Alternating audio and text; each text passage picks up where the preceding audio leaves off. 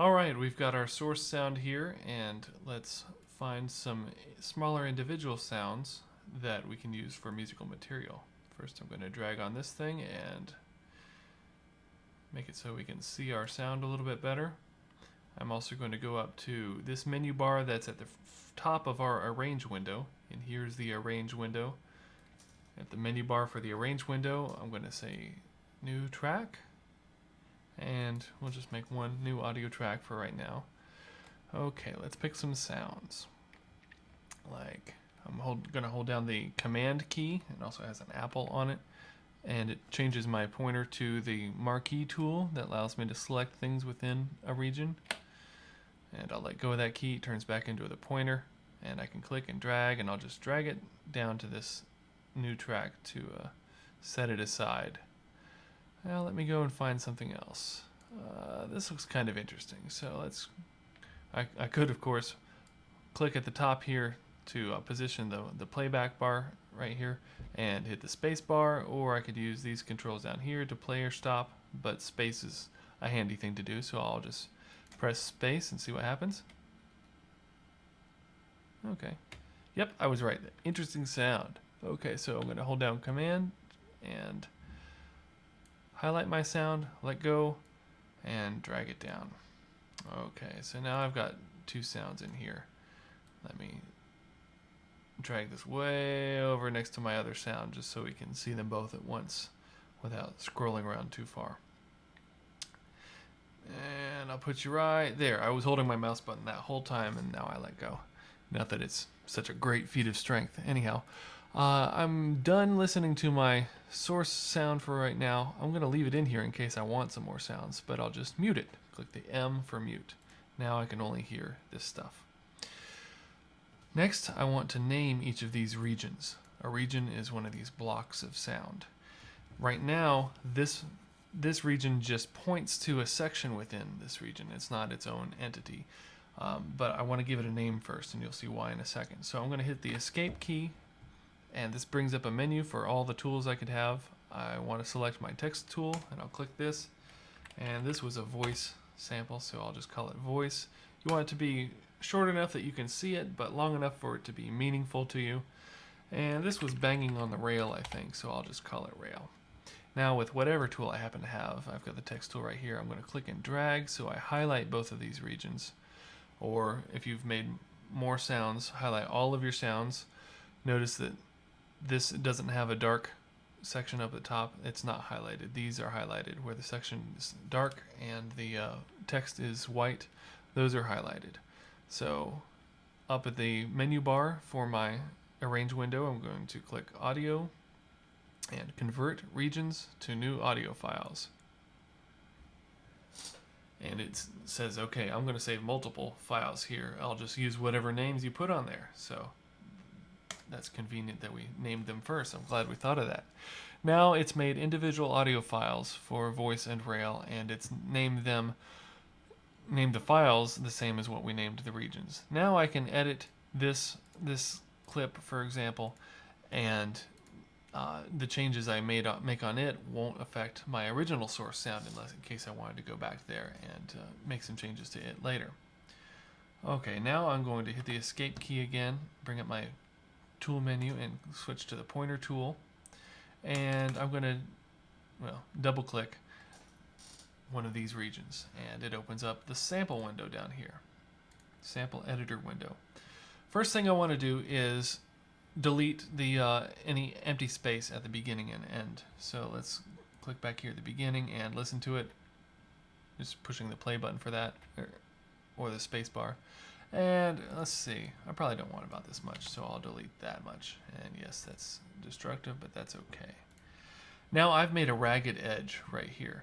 I don't want it to just suddenly drop from some non-zero value all the way to 0 when it stops playing the file. That's going to give me a click. Sounds like this.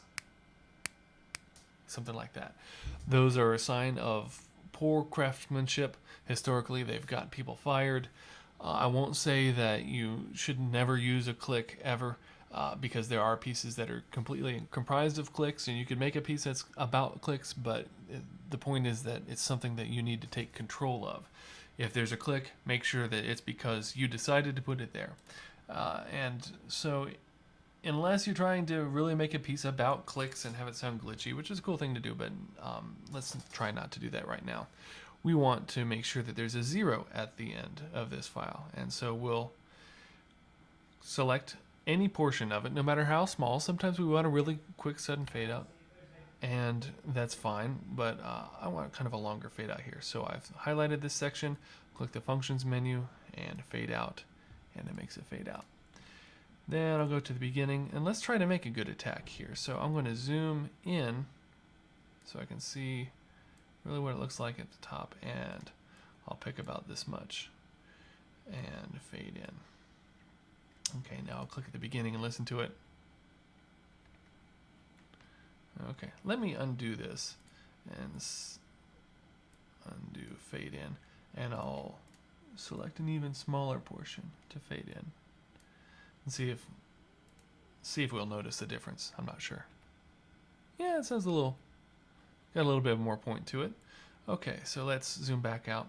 Now this audio file, look, we're wasting all this space of our dynamic range. We want to get all our ingredients, all our main sounds on a level playing field. So I'm going to select everything in this sample, select all. Notice that the keyboard command for it is Command A. That could be pretty useful.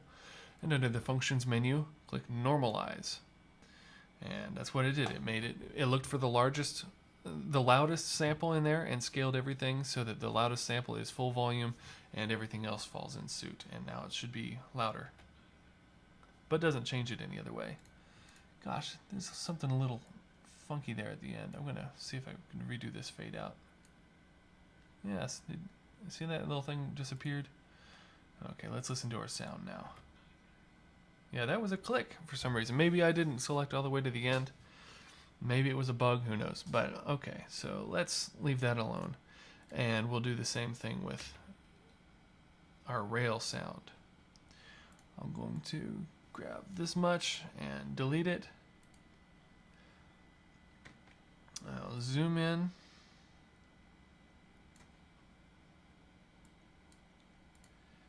And do a tiny fade in so I can get a good attack. Zoom back out, and maybe I don't need this much, but I'll kind of leave a long tail on this and fade out. Okay, now let's listen to it. Okay. Oh, we should normalize it. Command A selects everything. Normalize. Oh, it says it's already normalized. That's fine.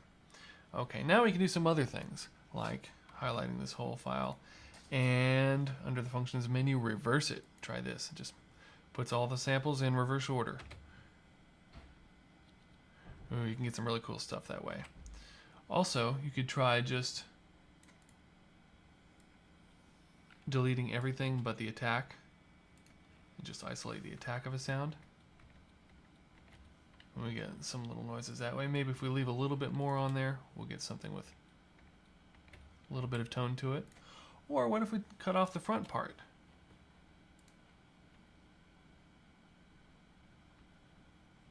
And there's still kind of an attack there, so what if I cut off that much? We'll just get this kind of pitched.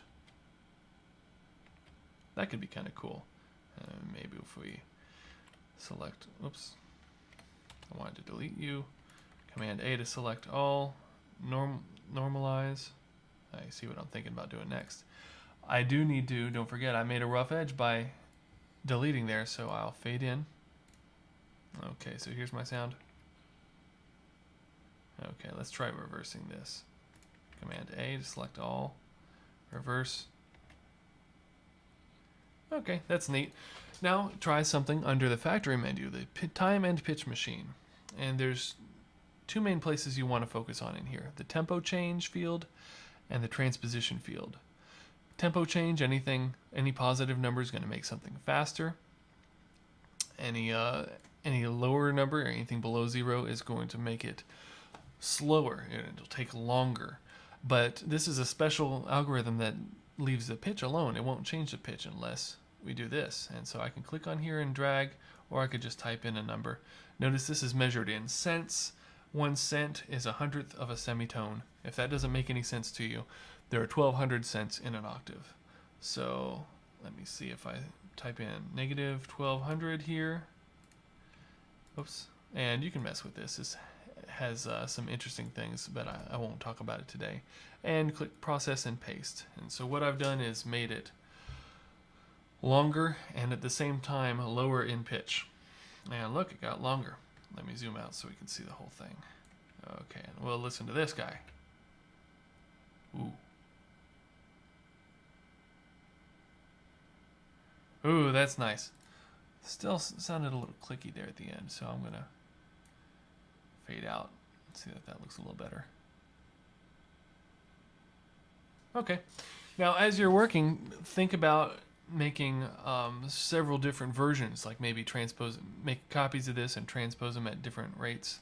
What we can do is take this one sound. We can copy it, put our cursor somewhere else, and say paste.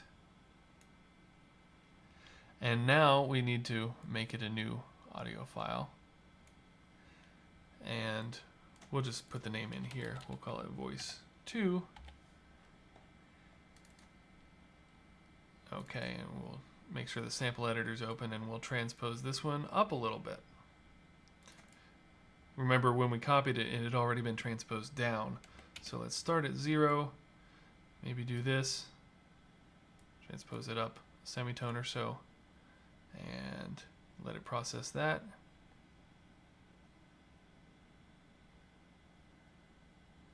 And so this way we can get some variety in our sounds.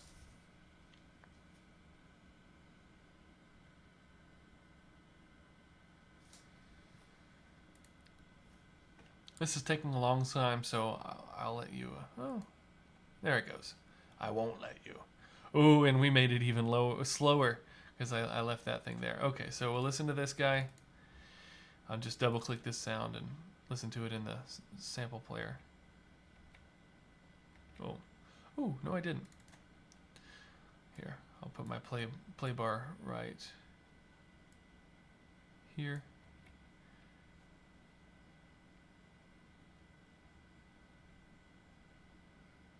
Okay, then we'll listen to this one that's even slower and a little bit higher.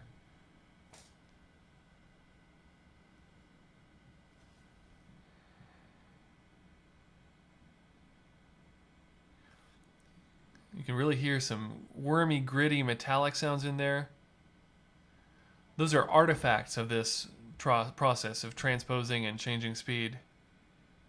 So the more times you process it, the more artifacts you're going to get. And that's not necessarily a bad thing. Just keep in mind, if you want to try to keep it pure, try to do everything in one step and not do minimal processing on it. If you really like the artifacts, hey, do it in a bunch of steps. That's fine. Okay, so we'll do a little bit more with these things next time. Don't forget to save your work.